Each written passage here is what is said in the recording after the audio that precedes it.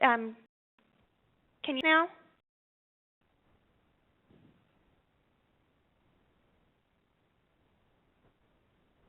Welcome Heart Association Southwest Affiliates webinar focused on Get with the Guidelines heart failure. American Heart Association is proud to offer a suite of quality improvement programs that help you advance further and faster in the quest for ever better quality. For more about our programs, visit heart.org/quality. Before we started with today's webinar, we want to go over a few housekeeping items. To avoid background noise, all lines have been placed on mute. To unline, press *6. Also, handouts will be sent to attendees within 1 week of today's call. Also, visit www.heart.org/WA-quality to view today's recording. There is Meg and Tracy. Meg is a doctorally prepared, board-certified nurse practitioner currently working as a cardiac nurse practitioner and heart failure coordinator at a hospital in the Denver area. Her has a Get with the Guidelines Heart Failure Gold Plus designation, as well as Target Heart Failure Honor Roll, and an advanced certification in heart failure from the Joint Commission. At this time, I'll go ahead and turn it over to Meg. Thanks for having me. Stated, Ms. Meg. I work in the Denver area as a cardiac NP heart failure coordinator for the patient service. In a previous NP position, I'm in a hospital discharge clinic for heart failure patients and MI patients. We'll start again. An outline of what I'll be talking about today. I will start with some heart failure basics. I'll then do evidence-based management of the heart failure patient. I will discuss in particular evidence-based beta therapy for patients with left ventricular systolic dysfunction. And last, I'll review the ACC/HA guidelines on care transition. So basics. Heart failure. Failure is a complex clinical syndrome that results from any structural or functional impairment of ventricular filling or ejection of blood. And a syndrome is defined as a collection of symptoms. So when able to maintain adequate cardiac output to perfuse organ systems adequately and meet the metabolic needs of the body, you have heart failure. Symptoms by pulmonary or systemic congestion due to output include dyspnea, fatigue, poor exercise tolerance, orthopnea, paroxysmal nocturnal dyspnea, a sense of fullness, cough, frothy sputum, or nocturia. Some exam findings you may find in a heart failure patient are peripheral edema, ascites, rails, elevated JVP, and gallop, dyspnea, hepatomegaly, and abdominal distension. And reminder, when you have right-sided heart failure, you're more likely to get the systemic symptoms and signs. Left-sided heart failure, you're more likely to have the pulmonary symptoms. The one that we use to diagnose or define a heart failure patient would be a BNP and pro-BNP, depending on your lab uses. And we can see congestion. I'm going to discuss cardiomyopathy. So cardiomyopathy is the disease of the heart muscle. Here's a lengthy definition that describes what exactly cardiomyopathy means. Be confined to the heart or part of a generalized systemic disorder. Cardiomyopathy that we describe as it relates to heart failure. First, cardiomyopathy is the most common cause of heart failure.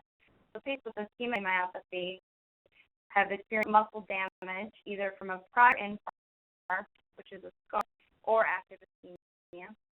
And the set of patients that we see have non-ischemic cardiomyopathy, and this can be due to a multitude of issues. So these include hypertensive cardiomyopathy, valve disease, lung disease, which primarily comes from right-sided heart failure, arrhythmia, which we often call tachycardia-induced cardiomyopathy. Many of these symptoms have atrial fibrillation with a fast ventricular response.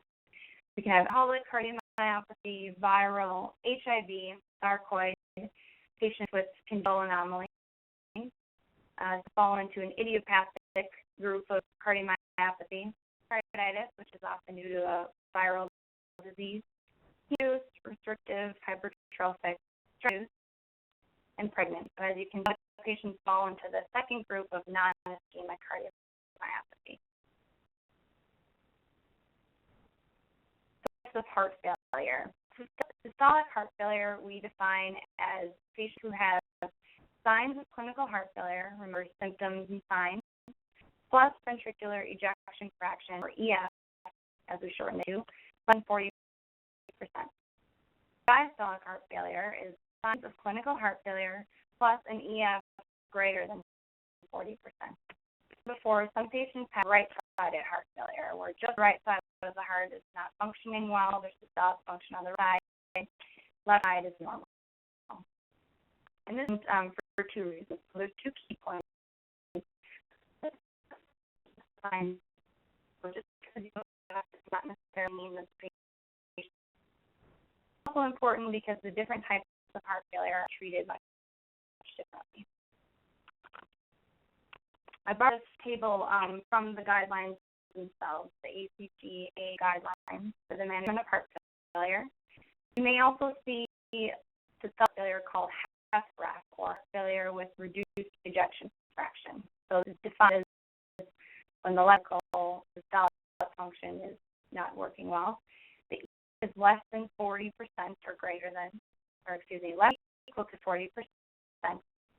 The fix for these patients are a beta blocker, an inhibitor, or an ARB, and an aldosterone antagonist if their EF is than 35%, and I'll talk more about that later. Next, diastolic heart failure patients, also called HFpEF, which stands for heart failure with preserved ejection fraction. So their systolic function is normal or preserved, but this is a filling problem. I usually describe this to patients as having a stiff heart muscle. People who have an EF greater than 50%, we use to manage this patient with blood control, heart rate control, and we treat symptoms of diuresis. A definition of borderline HFpEF is what the guidelines call it. This is patients where their EF falls somewhere in between 41 and 49%. They are similar to diastolic heart failure than systolic. And those are a small subset of patients who have low ejection fraction, less than 40%, but improved with either cycle management or treating line causes, whatever was causing their heart failure. For example, patients who have untreated high blood pressure over time, once the blood pressure control, sometimes their ejection fraction will improve.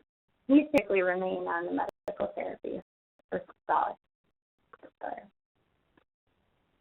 More about the medical management of heart failure patients. Forward, the that I'm going to discuss in particular, the 2013 AHA guideline for the management of heart failure.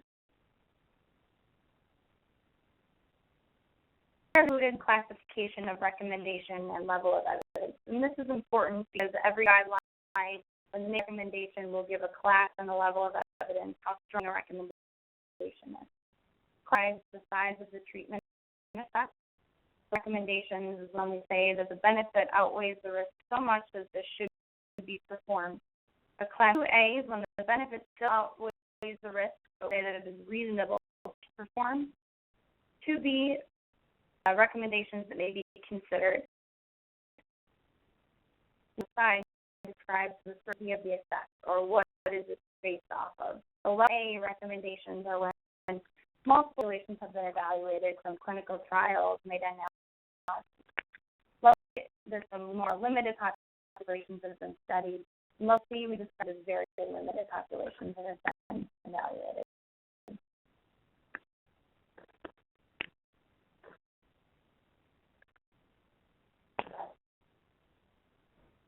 Go back. There we go. So we'll first talk about the management of systolic heart failure patients. So again, often referred to as heart failure with reduced ejection fraction, or HFrEF. You may be seeing more and more in documentation at your hospital. The clinical diagnosis of heart failure with an EF less than or equal to 40% due to coronary artery disease. Often patients have a history of prior MI. Other causes you may see are patients who have alcohol use, maybe chemotherapy. Myocarditis will often develop this type of heart failure. The heart failure we usually see in patients with stress cardiomyopathy, which is also called placebo. And then, as I described earlier, who have technically induced. These are the patients that often have with RVR for a long period of time and get a reduced ejection fraction because of that. These patients treating the underlying cause will improve the EF, not always. This is the subset of patients where medical therapies have been proven to be efficacious. The diastolic heart failure. First and foremost, let's talk about evidence beta blockers. There's a class recommendation that the use of 1 of 3 beta blockers are used in patients, and this includes bisoprolol, labetalol, and sustained metoprolol supplements. Recommend patients with current or prior symptoms of HFpEF, unless indicated, to morbidity and mortality. And I quoted this because it's an point that these medications actually improve survival. This is the evidence is A, meaning it's been studied in randomized controlled trial. The next type of medications that we use in this talk is an ACE inhibitor or ARB.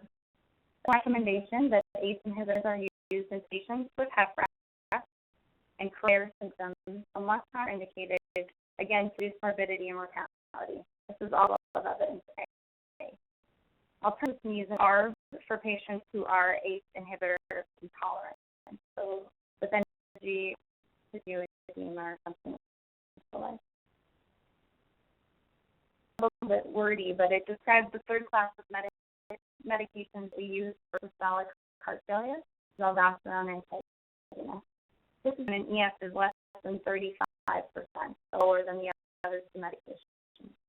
But it's one recommendation for an aldosterone receptor antagonist when there's a class 2 to 4 of a New York functional class heart failure, 95 or less, to morbidity and mortality. The caveat with this class of medications is that we want to make sure the creatinine is less than 0.5 in the male population and less than 2 for female. And potassium should be less than 5, as this can affect kidney function. Monitoring is recommended of creatinine and potassium. It's also one recommendation to use aldosterone receptor antagonists in patients who have an EF less than 40%. Full of evidence B. Here's a visual schematic again that summarizes how we treat systolic heart failure. So class 1 through 4, we recommend ACE or ARB and beta blocker, and that a class 1 level of evidence A, a very strong recommendation. If you look at, there's a comment about loop diuretics, or as we most commonly see, as a class 1 recommendation, but a lower level of evidence at C. So patient overloaded, it's reasonable to use diuretics, which we often do. For patients who are persistently symptomatic and African American, who have New York heart class 3 to 4, we will add hydralazine and nitrate, which is usually in the form of isosorbide. To summarize the aldosterone antagonist recommendations for patients class 2 to 4, that their creatinine and potassium are less than those numbers. Why these medications? This describes the complex pathophysiology of heart failure. And I'm not in detail, but it's important to point out where these medications work in this cascade. When your body is trying to compensate, hence the big curve in the chart here, but actually what it's doing is harming itself. So what I describe to patients, and I kind of go over a little bit of the pathophysiology of heart failure, say, your heart and your kidneys don't communicate well with each other. This is describes complex biology of heart failure and why these medications work the way they do and are effective for treating heart failure. Beta blockers, in particular for systolic heart failure. So here's a list for evidence-based beta blockers. I'll start with bisoprolol. I did initial daily doses and maximum dose to titrate to. This is not a commonly used medication, but it is one of the 3 medications recommended for systolic heart failure. Next medication, orbetalol, or Coreg, starts at 3.125 milligrams BID is what we initiate this medication at. And we titrate up to a goal dose of 50 milligrams BID. The dose achieved in clinical trial was 37 milligrams daily. So we do titrate medication past the mean dose to treat acute and we titrate it until the patient can tolerate blood pressure. The long-acting version or once daily version of carvedilol CR, is a little bit different. It's not easy math, but it's 30 milligrams daily, 80 milligrams daily, and not widely used yet because of the cost. The medication that we use is metolsuccinate, also known as Toprol or Toprol SL.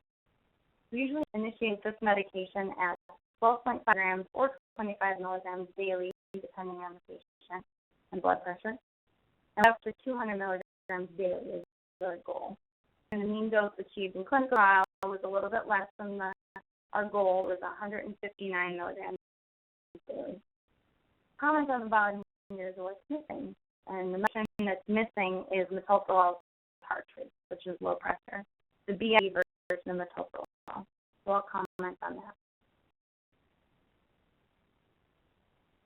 And not low pressure. I get asked this a lot at my hospital by the nursing staff and the hospital. Can I use low pressure and heart failure? There's two trials that sort of guided this recommendation that I'll discuss. The first one, Merit HS, the trial in 1999, was to determine if metoprolol succinate decreased mortality in patients with symptomatic failure and reduced ejection fraction. This study demonstrated a 34% reduction in all-cause mortality with treatment of metoprolol succinate, or Toprol, versus placebo, and it was approved by the FDA. This metoprolol tartrate was not approved by the FDA. It was consistent with that seen with carvedilol in the Capricorn trial and the bisoprolol in the Diastolic trial. The second guides use of Toprol is the Comet trial, which was done in 2003. This was to compare the effects of carvedilol and metoprolol tartrate, which is low pressure, on mortality in patients with severe chronic heart failure and reduced ejection fraction. This was a direct comparison to beta blockers, demonstrated a 17% reduced risk of death treatment in patients with carvedilol over metoprolol tartrate. For patients with New York heart class, 2 to EF less than 35%. So we compared lower and Coreg. Comments that long-acting metoprolol or Toprol XL was not commercially available at this time when the trial started. So in fact, it is important to note that it's controversial to some that Toprol is recommended for heart failure, but low pressure is not. But as of now, this is where the guidelines stand. Include additional comments about beta blockers. The pharmacist will tell you that metoprolol tartrate is actually dose PD, but the duration is quite variable and is dose related. So according up to date, there's a 6% reduction in maximum heart rate, which is one of the ways that metoprolol works is lowering heart rate, of course, after single doses of 20, 50, and 100 milligrams at about 3 to 5 hours and 6 hours, respectively. So this means, though the medication is dose-free, it really doesn't work for hours, for example. The gap where metoprolol is not necessarily in the bloodstream affecting. But comment about beta blocker therapy is that to different than a head-to-head comparison between carvedilol and metoprolol succinate. That was done in 2009 called CRT. This was actually that was studying the benefit of cardiac resynchronization therapy, CRT. Effective analysis of the trial showed a 30% reduction in hospitalization for heart death in patients treated with metoprolol over metoprolol. So today we may see a comparison between metoprolol. Some are taking information from MADIT and having preference over carvedilol, but right now neither is preferred over the other. A few comments about diastolic heart failure. It's a little bit more simple. Heart failure, we also refer to as heart failure with preserved ejection fraction, or HFpEF. This is a diagnosis of heart failure, and an EF greater than or equal to 50%.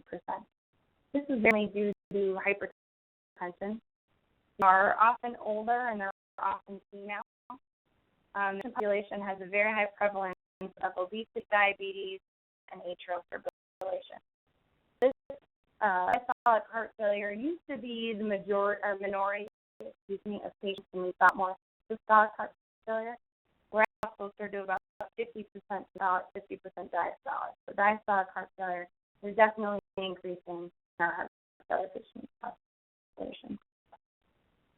Before diastolic heart failure, we don't know. What we know is that in these patients, it's very important to control blood pressure. Class 1 indication that systolic and diastolic blood pressure should be controlled in accordance with published clinical practice guidelines. Medication in particular is strongly referred over another. Level of evidence B. And it helps to treat the symptoms of diastasis. So a class indication is that diuretics should be used symptoms due to volume overload in these patients. That's a level of evidence B.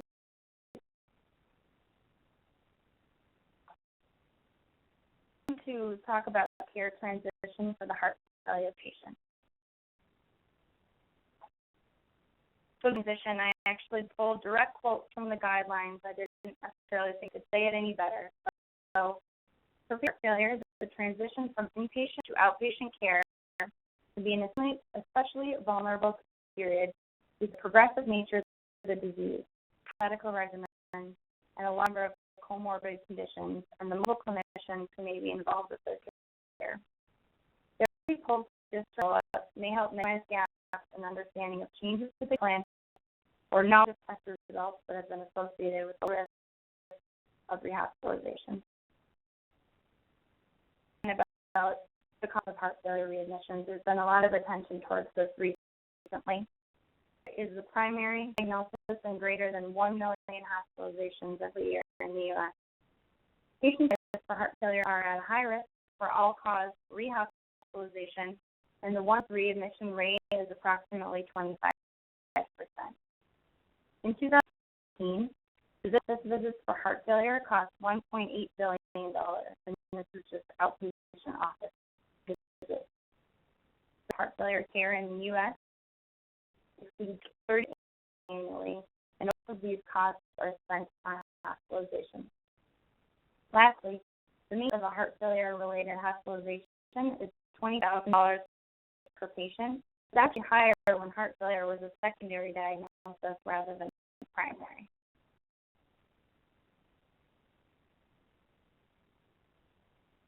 Recommendations about care transition of the heart failure patient. A few warnings are that firstly, the use of performance improvement and or evidence-based systems of care recommended in the patient and early post-discharge outpatient settings, and the purpose of these visits.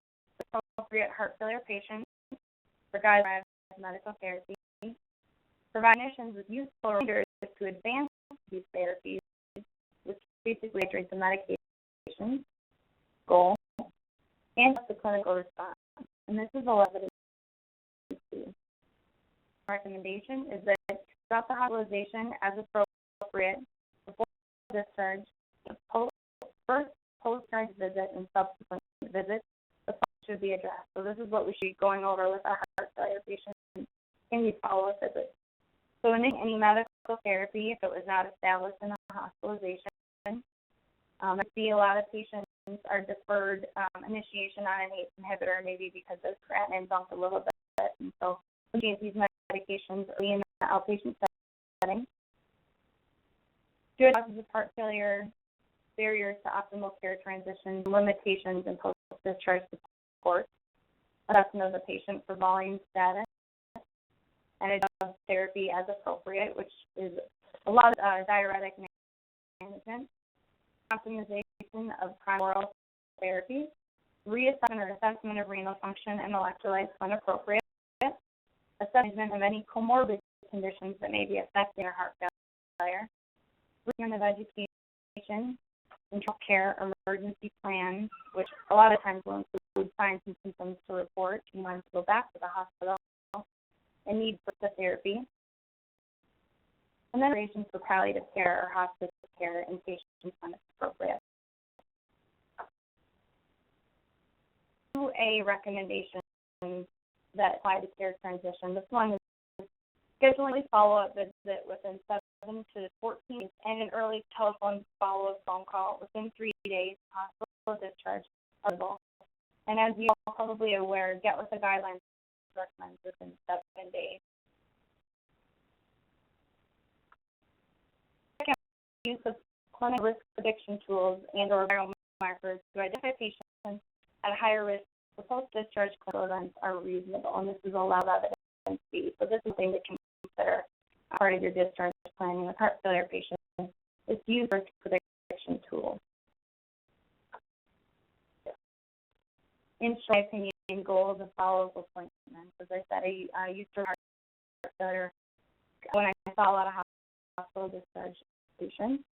My opinion would be medical reconciliation, making sure that patients are actually taking the medications that were prescribed to them at discharge, making sure that they're able to pick up such medications and taking them appropriately. So a lot of patients are maybe only taking their Cardiol daily and really should be taking a BID, of course.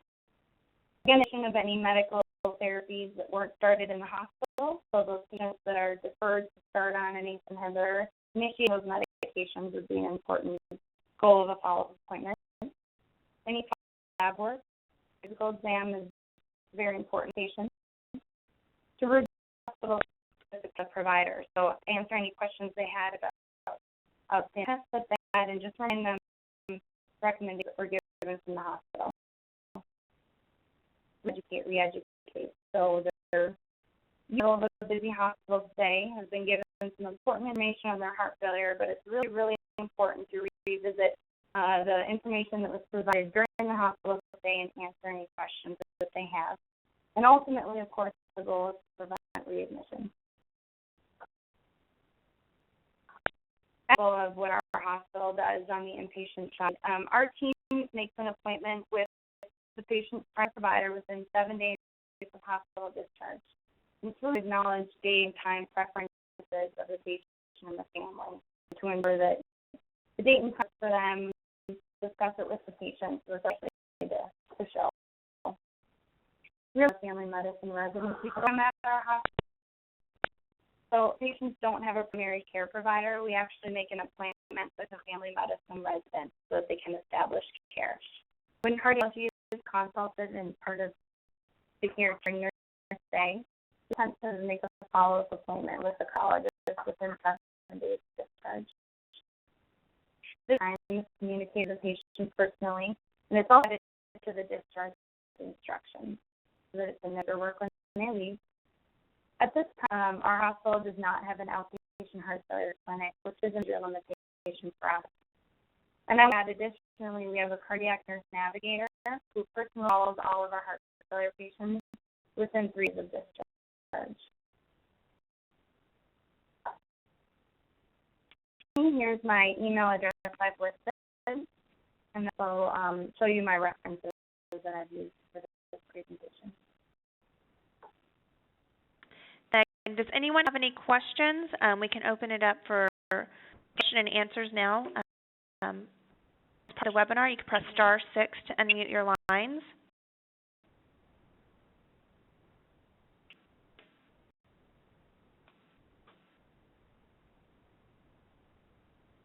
*6 to unmute.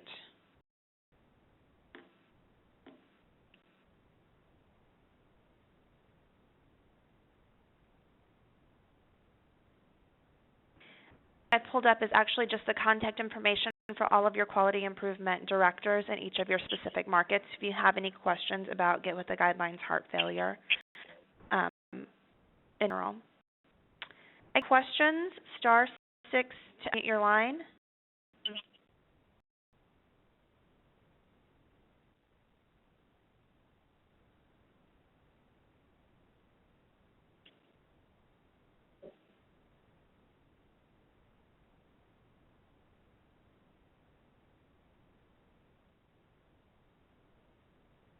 all?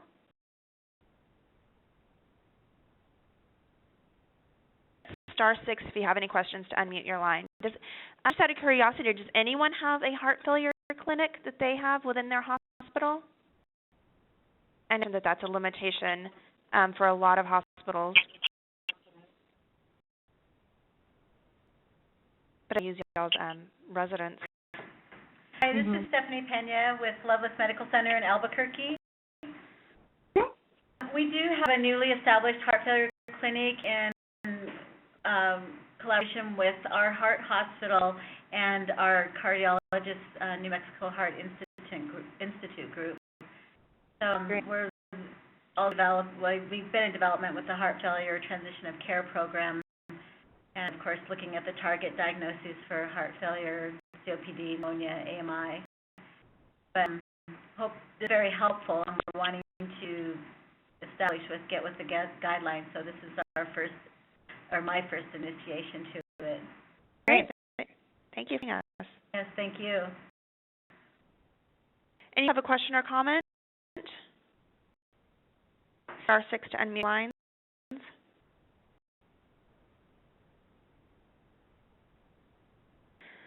Just a reminder, we will all these slides out to everyone within 1 week of today's webinar. Also, if you know a colleague who wasn't able to make it today, we will post a recording of the webinar on heart.org/SWA quality. One last chance, are there any questions? Or you can press star 6.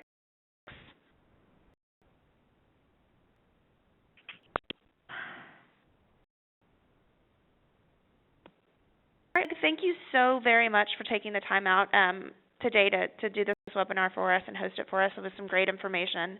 Of course. So we appreciate you so very much. Thank you all so much, and look forward to getting the email in about 1 week with our slides from today's presentation. Have a great day. Bye.